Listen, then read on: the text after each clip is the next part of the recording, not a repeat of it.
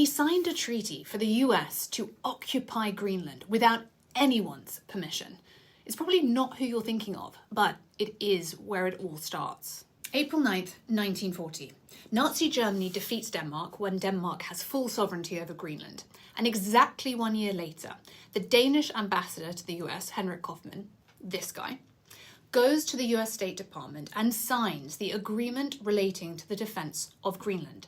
Acting without any authorization, he grants America permission to establish military bases in Greenland, effectively making Greenland a US protectorate. The Danish government immediately denounces this agreement as void and charges Kaufmann, their ambassador, with high treason, stripping him of his diplomatic rank for acting in the name of the king without authorization.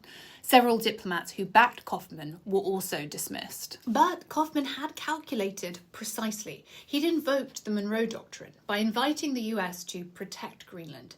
He'd made it strategically impossible for Germany to seize the island without triggering a US intervention. So why did Kaufmann take this unconventional approach?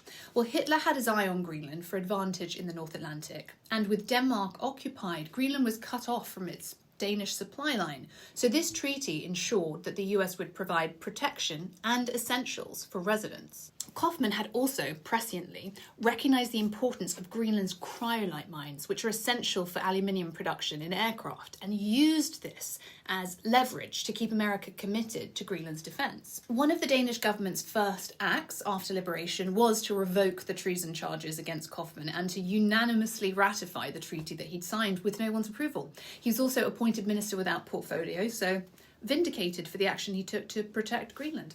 And the 1941 treaty was eventually replaced by a permanent defence agreement, so it was the start of America's military presence today.